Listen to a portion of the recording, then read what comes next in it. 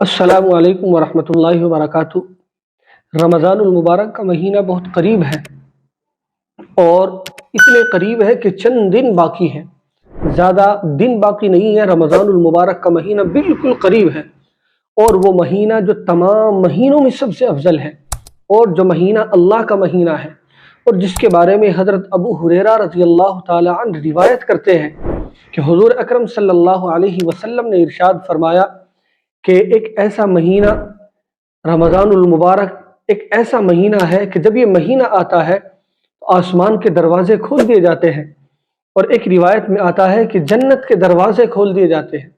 اور ایک روایت میں یہ بھی آتا ہے کہ اللہ تبارک و تعالی جب رمضان المبارک کا مہینہ آتا ہے تو اپنی رحمتوں کے دروازے کھول دیتے ہیں،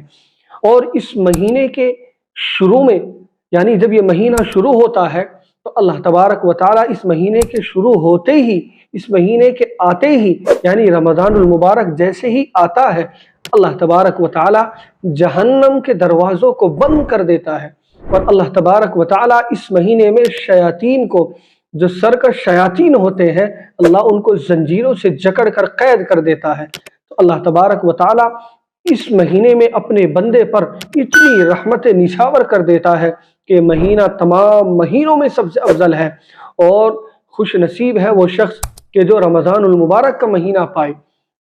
اللہ کا انعام سمجھے، اللہ کا احسان سمجھے، اور اللہ تبارک و تعالیٰ کی اس نعمت کی قدر کرے کہ اللہ تبارک و تعالیٰ ہمیں رمضان المبارک کا مہینہ عطا کر رہے ہیں۔ ہم میں بہت سے بھائی ایسے بھی ہیں کہ جو گزشتہ سال تھے اس سال نہیں ہیں، اور ہمیں بھی یہ معلوم نہیں ہے کہ ہم اب ہیں صبح ہوں گے یا نہیں، ہمیں یہ معلوم نہیں کہ ہم اس رمضان میں ہیں اگلے رمضان میں ہوں گے یا نہیں۔ تو ہم اس مہینے کو غنیمت جانیں، اللہ کا احسان مانیں، اللہ کی اس نعمت کی ناشکری ہرگز نہ کرے بلکہ اللہ کی نعمت کی اس کی شکر ادا کرے، اور اللہ تبارک و تعالیٰ کی ایسی عبادت کرے جیسا اللہ ہم سے چاہتا ہے، جیسی اللہ تبارک و تعالیٰ ہم سے توقع رکھتا ہے۔ ہم اللہ کی امید کے مطابق اللہ تبارک و تعالیٰ جیسا ہم سے چاہتا ہے ہم ایسی عبادت کریں، اللہ کا جیسا حکم ہے ہم اس حکم کے مطابق زندگی گزاریں۔ ہم اس رمضان المبارک کو اپنے ہاتھ سے بالکل بھی جانے نہ دیں، یعنی جانے کا مطلب یہ کہ ہم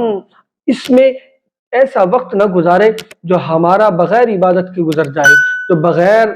ذکر و اذکار کے گزر جائے۔ ہم اس مہینے کو کامیاب بنائے، ہم اس مہینے کو اپنے لیے نیکیوں کا ایک ایسا ذخیرہ اکٹھا کریں۔ تو چنانچہ رمضان المبارک کا مہینہ بڑا بابرکت ہے، اور ایک روایت میں یہاں تک آتا ہے، حضرت سہل بن سعد رضی اللہ تعالی عنہ ایک صحابی رسول ہے، وہ عرض کرتے ہیں کہ حضور اکرم صلی اللہ علیہ وسلم نے ارشاد فرمایا کہ جنت کے 8 دروازے ہیں، اور 8 دروازوں میں سے ایک دروازے کا نام ہے باب الریان، یعنی ایک دروازے کا، جنت کا جو ایک دروازہ ہے اس کا نام ہے باب الریان۔ یہ جو دروازہ ہے یہ صرف اور صرف روزے دار کے لیے ہے، صرف روزے دار اس سے داخل ہوں گے، یعنی اللہ تبارک و تعالیٰ روزے دار کے لیے ایک دروازہ، ایک اسپیشل چیز صرف اور صرف روزے دار کے لیے مقرر کر دی گئی ہے۔ جیسے کوئی بڑا آدمی آتا ہے، کوئی بڑا شخص آتا ہے تو ہم اس کے لیے الگ سے اسٹیج سجاتے ہیں، اس کے لیے اسپیشل دسترخوان لگایا جاتا ہے، اس کے لیے الگ سے اسپیشل کھانے بنائے جاتے ہیں۔ تو اسی طرح اللہ تبارک و تعالیٰ اپنے بندوں کے لیے، ان بندوں کے لیے جو اللہ کی رضا کے لیے اخلاص کے ساتھ روزہ رکھتے ہیں، اللہ ان کے لیے ایک دروازہ باب الریان بنائے گا،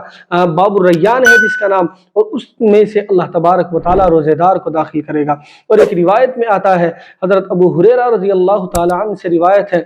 کہ حضور اکرم صلی اللہ علیہ وسلم نے فرمایا کہ جو شخص اخلاص کے ساتھ، جو شخص اللہ کی رضا کے لیے روزہ رکھتا ہے، اللہ تبارک و تعالیٰ اس کے تمام پچھلے گناہوں کو معاف کر دیتا ہے، پچھلی تمام برائیوں کو ختم کر دیتا ہے۔ تو دیکھو یہ کتنا بیشقیمتی مہینہ ہے، ہم اس مہینے کی قدر کریں، ہم ہر لمحہ اللہ کا ذکر و اذکار کریں، ہم نمازوں کی، نوافل کی، ذکر و اذکار کی، استغفار کی خوب دل لگا کر تسبیح کرے، اور اللہ سے خوب دل لگا کر دعا مانگے۔ اللہ ہمیں رمضان المبارک کی قدر کرنے کی توفیق عطا فرمائے۔